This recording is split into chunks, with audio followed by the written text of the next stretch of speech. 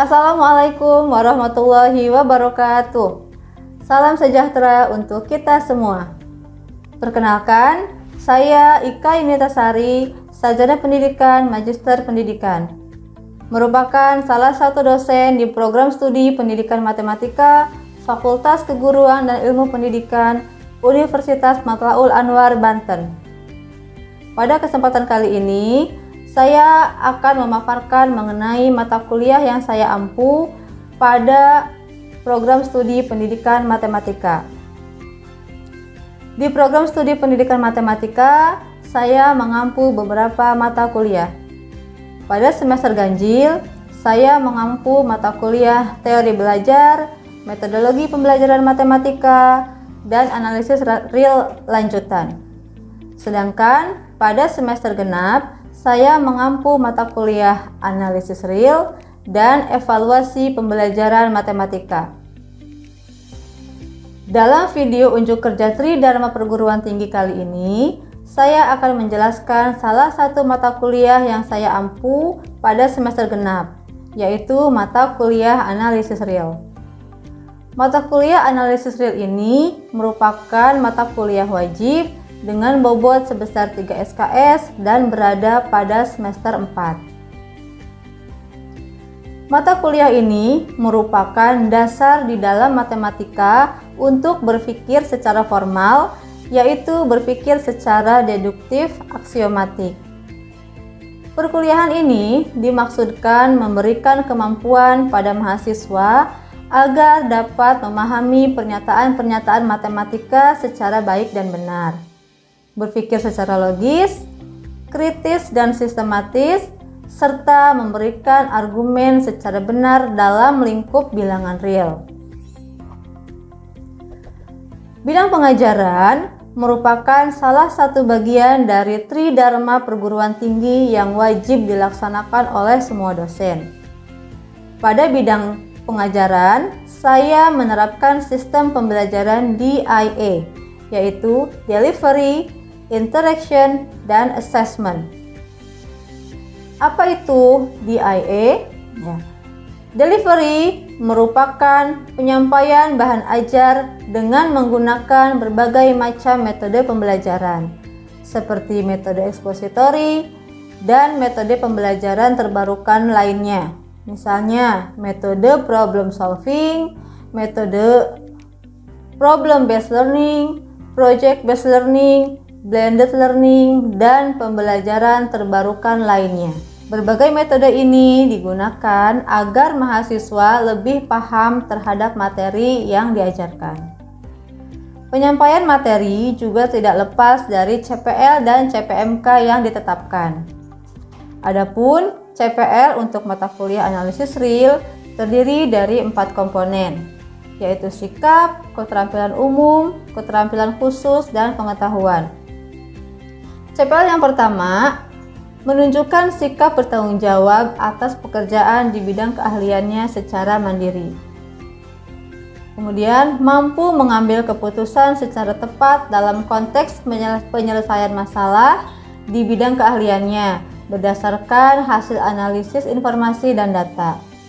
Mampu menyelesaikan masalah yang berkaitan dengan penguasaan kemampuan matematis dan menguasai konsep teoritis matematika meliputi aljabar, analisis, geometri, matematika diskrit, logika matematika, teori peluang dan statistika, persamaan diferensial, kalkulus, program linier, dan analisis numerik yang mendukung pembelajaran matematika di pendidikan dasar dan menengah serta untuk studi lanjut. Selanjutnya, saya akan memaparkan mengenai capaian mata kuliah pada mata kuliah analisis real. CPMK merupakan uraian spesifik turunan dari CPL yang dibebankan pada mata kuliah. CPMK harus menunjukkan tingkat keluasan dan kedalaman materi pembelajaran serta mengacu pada CPL terkait, serta terdiri atas ranah kognitif, psikomotorik, dan afektif sesuai dengan unsur sikap, keterampilan umum, pengetahuan, dan keterampilan khusus yang dituju. Adapun CPMK pada mata kuliah analisis real adalah Yang pertama, mahasiswa mampu mengembangkan pemikiran matematis yang diawali dari pemahaman prosedural hingga pemahaman yang luas, meliputi penalaran logis, abstraksi, dan bukti formal untuk menyelesaikan masalah himpunan dan fungsi. Yang kedua, mahasiswa dapat memahami struktur bahasa yang melekat pada penulisan pernyataan matematika melalui struktur bilangan real. Yang ketiga, mahasiswa mampu memaknai sistem simbol dalam bahasa tulisan matematika melalui pembahasan definisi, teorema, dan bukti yang mengiringi barisan di bilangan real. Yang keempat, mahasiswa mampu mengidentifikasi, menganalisis, dan membuktikan teorema-teorema tentang limit dan kekontinuan. Dan yang terakhir, mahasiswa memiliki sikap bertanggung jawab, bekerjasama dalam menyelesaikan tugas. Berdasarkan CPL dan CPMK, maka materi yang diajarkan pada mata kuliah analisis real terdiri dari beberapa materi, yaitu sekilas tentang aljabar himpunan, fungsi dan induksi matematika, sifat aljabar bilangan real, sifat urutan bilangan real, nilai mutlak, sifat kelengkapan bilangan real, aplikasi sifat supremum, interval dan himpunan-himpunan tak hingga, barisan bilangan real dan limitnya, teorema limit barisan, ekor barisan dan konvergensi kombinasi dua barisan, sifat-sifat limit barisan dan barisan monoton, subbarisan dan teorema Bolzano-Weierstrass, serta kriteria Cauchy, barisan-barisan divergen. Adapun referensi untuk mendukung perkuliahan pada mata kuliah analisis real terdiri dari beberapa sumber, bisa menggunakan buku Robert J. Bartle edisi kedua dan ketiga, bisa menggunakan pengantar analisis real dari karya Susiswo, dan berbagai referensi pendukung lainnya. Dalam mendukung proses pembelajaran, saya menggunakan Sistem Informasi Akademik atau SIAKAD yang difasilitasi oleh Universitas Matlaul Anwar, Banten. Di SIAKAD ini, mahasiswa bisa mengisi daftar hadir, mengerjakan tugas, mendownload materi, dan melihat hasil studi mereka. Selain itu, saya juga membuat grup WhatsApp untuk setiap mata kuliah yang saya ampuh. Hal ini dilakukan untuk mendukung kelancaran komunikasi dengan mahasiswa. Selanjutnya, saya akan menjelaskan mengenai interaksi yang dilakukan pada mata kuliah analisis real. Interaction merupakan hubungan timbal balik antara mahasiswa dan dosen. Artinya, setelah dosen menyampaikan bahan ajarnya, maka selanjutnya ada forum diskusi untuk membahas materi yang telah diajarkan. Hal ini merupakan salah satu cara agar mahasiswa terlibat aktif dalam perkuliahan. Keterlibatan mahasiswa dalam proses pembelajaran lebih diutamakan, sehingga output dari capaian pembelajaran sesuai dengan yang telah dituangkan pada visi, misi, dan tujuan terselenggaranya program studi pendidikan matematika. Interaksi yang dilakukan bisa berupa tanya jawab saat delivery materi atau juga berupa diskusi kelompok, baik diskusi kelompok kecil ataupun diskusi kelompok besar. Selanjutnya mengenai asesmen. Asesmen merupakan penilaian dalam pembelajaran. Hal ini dilakukan dengan memberikan tugas, baik tugas terstruktur maupun tugas mandiri, kuis, serta UTS dan UAS. Kriteria penilaian yang saya lakukan berdasarkan aturan yang berlaku di Universitas Matlaul Anwar. Penilaian dilakukan berdasarkan ujian tertulis, lisan, penilaian atau evaluasi terhadap proses pembelajaran, dan sikap dengan komponen terdiri dari 4 komponen, yaitu tugas sebesar 20%, kehadiran 30%, UTS 20%, dan UAS 30%. Untuk praktek pembelajarannya pada mata kuliah analisis real bisa disaksikan pada video berikut ini. Assalamualaikum warahmatullahi wabarakatuh. Waalaikumsalam warahmatullahi wabarakatuh. Apa kabar semuanya? Baik. Udah pada sarapan ini pagi-pagi? Udah. Alhamdulillah ya. Oke, terima kasih atas hadirannya untuk hari ini.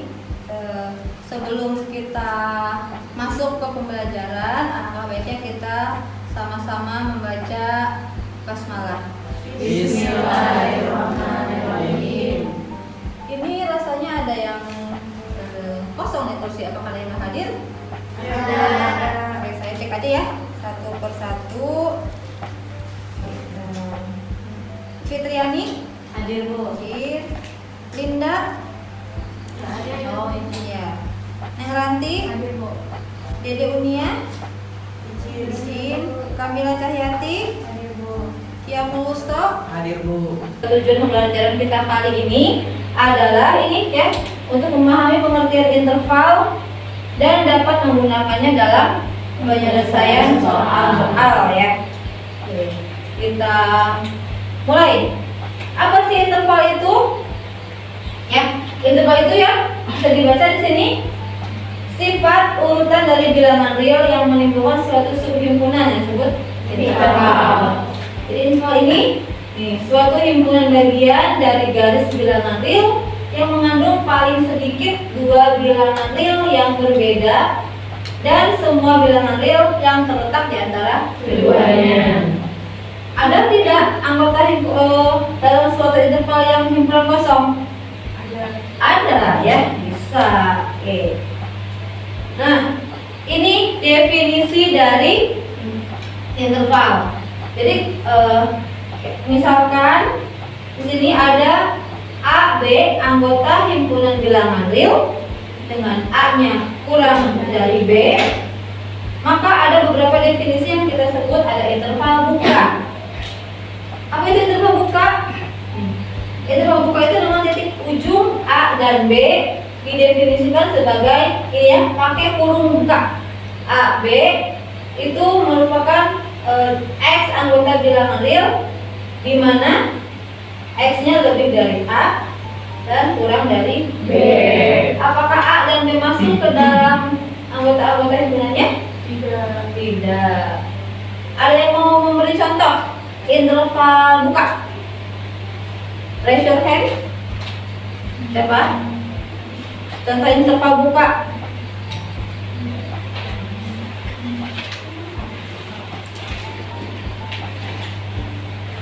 Gimana?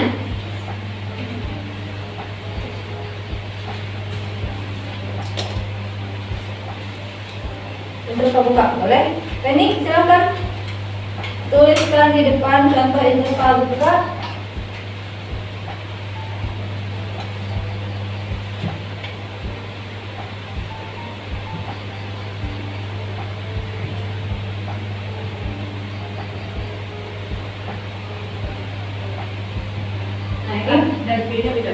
Ini representasi dalam garis bilangan ya. Kalau digambarkan dalam garis bilangan seperti ini. Nah, kemudian definisi yang kedua ada interval tutup. Nah, kalau interval tutup ini lihat di sini titik ujung A dan B-nya ini pakai kurung siku ya. Kurung siku di mana himpunan X anggota bilangan real dengan X lebih dari sama dengan A kurang dari sama dengan B. Jadi A dan B-nya ikut sebagai anggota himpunan ya. Kalau yang ketiga itu interval setengah tutup atau setengah buka. Jadi salah satunya ya. Ada yang salah satunya ini, kalau yang ini A-nya yang tertutup, B-nya terbuka. Atau salah satunya A-nya yang terbuka, B-nya tertutup. Gitu ya. Ini definisi dari interval. Nah, kalau kita gambarkan definisi interval dalam himpunan titik dan representasinya pada garis bilangan seperti ini. Kalau yang pertama tadi, ini himpunan buka ya. Kita gambarkan dalam garis bilangan seperti ini. A dan B-nya tidak ikut sebagai anggota himpunan. Kalau yang kedua, A dan B-nya ikut sebagai anggota himpunan. Kalau yang ketiga dan keempat itu yang terbuka, A-nya tertutup, B-nya terbuka, sedangkan yang keempat A-nya terbuka, B-nya tertutup. Tiga dan keempat itu disebut interval apa?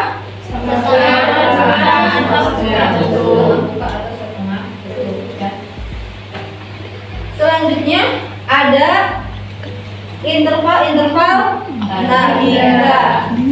Apa sih yang dimaksud dengan tahingga itu?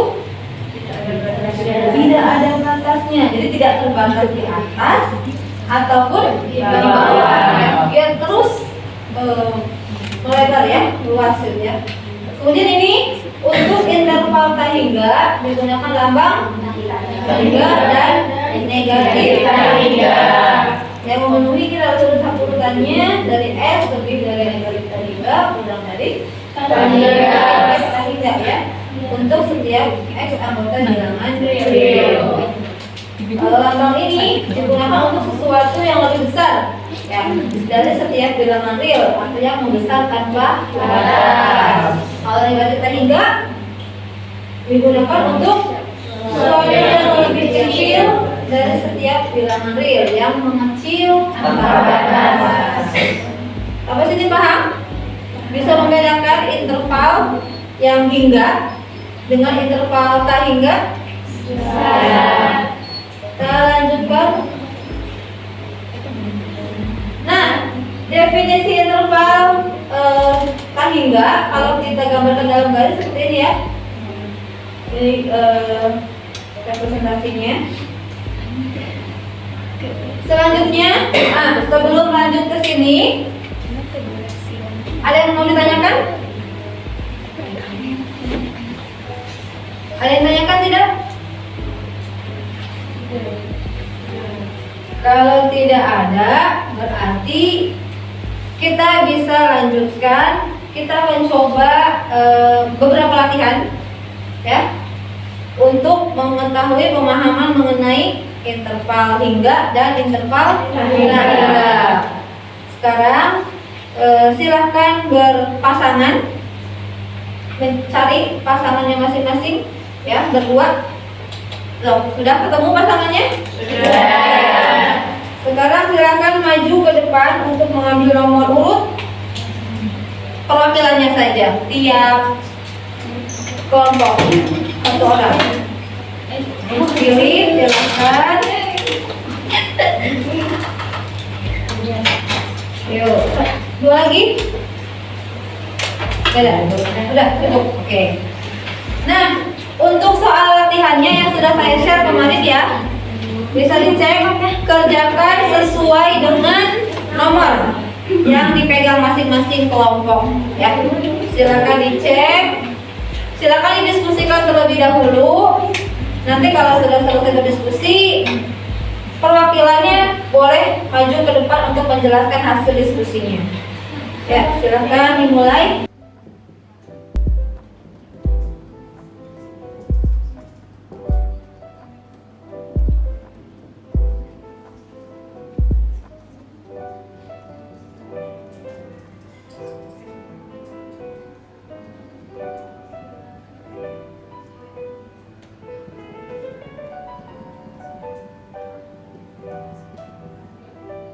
Dari request sesuai nomor katanya. Kelompok satu mana?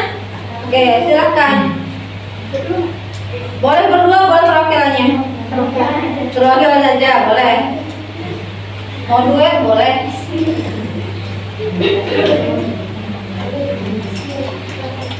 Siapa? Putri atau Nabila? Putri? Boleh.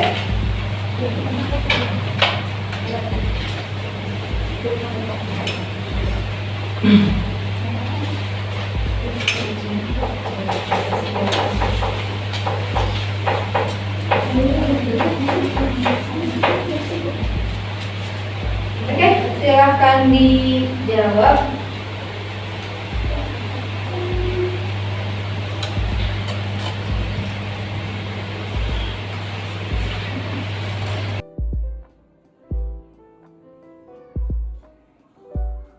Jadi teman-teman, karena kita mengetahui bahwa pertidaksamaan yang dipenuhi bilangan real X itu -1 kurang dari X dan kurang dari 4, kurang dari sama dengan 4. Nah, jadi kita ketahui bahwa notasi intervalnya pasti -1,4. Mengapa di sini menggunakan kurung siku? Karena kita mengetahui terlebih dahulu bahwa kurang dari di sini menggunakan sama dengan. Nah, kemudian tentunya representasi interval pada garis bilangannya juga menggunakan kurung siku. Kemudian pada himpunan titiknya yaitu diketahui bahwa X anggota bilangan real di mana -1 kurang dari sama dengan X dan kurang dari sama dengan 4.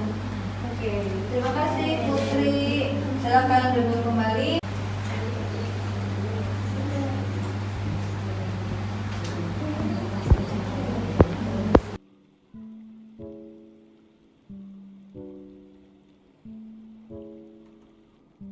Jadi untuk yang kedua kita ketahui bersama untuk pertaksamaan yang dipenuhi bilangan real. Di sini ada -1 lebih kecil kurang dari X dan kurang dari sama dengan 3. Selanjutnya kita tuliskan notasi interval dengan 1,3. Sudah dijelaskan tadi bahwa untuk kurang dari kita tutup dengan kurung tutup yang ini. Selanjutnya untuk yang 3 ditutup dengan kurung siku. Untuk representasi intervalnya yaitu seperti ini, dimana untuk yang -1-nya itu dengan kurung tutup dan untuk yang 3-nya itu dengan kurung siku. Selanjutnya untuk himpunan titik dimana X anggota dari bilangan real dimana X lebih besar daripada -1 dan lebih kecil sama dengan 3. Ya, bisa dipahami penjelasan dari Mila? Oke, terima kasih Mila. Ya, silakan.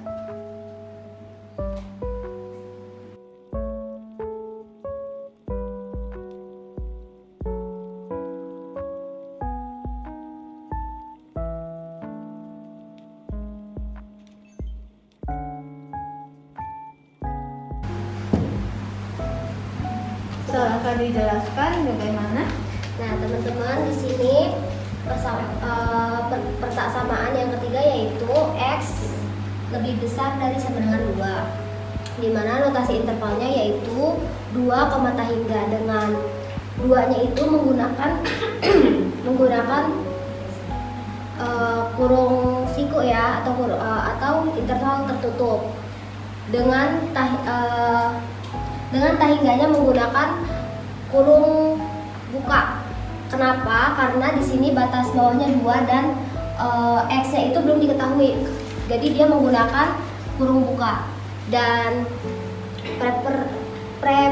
representasi intervalnya pada garis bilangannya yaitu hanya dituliskan 2 saja dengan menggunakan kurung buka dan kurung siku atau kurung tertutup. Dan himpunan titiknya yaitu X anggota bilangan real di mana X lebih besar dari 2. Lebih besar dari sama dengan 2. Oke. Terima kasih Amel. Ada yang tanyakan sampai sini? Clear ya? Clear. Next. Nomor 4. Kelompok 4. Menjawab. Oke.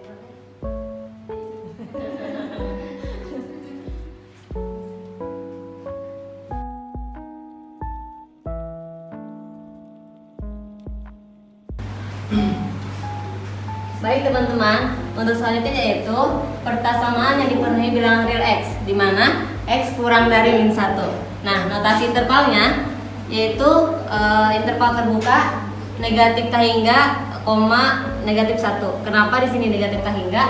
Karena si X-nya itu kita tidak tahu batasnya sampai mana gitu. Nah, di sini representasi interval pada garis bilangannya yaitu kurung biasa ya, dari -1 sampai ke minta hingga.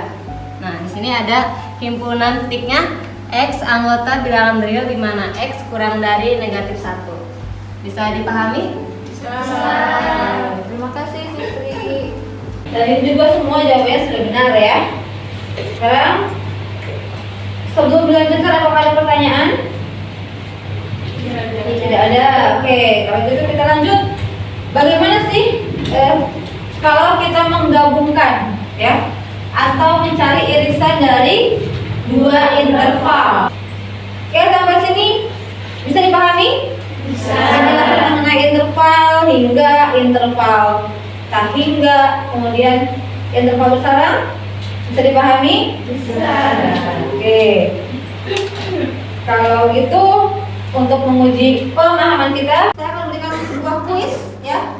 Live quiz, silakan siap-siap. Linknya akan saya bagikan. Silakan dimasukkan kodenya. Silakan dijawab. 1, 2, 3, mulai. Ayo, satu soal waktunya itu 1 menit ya soalnya.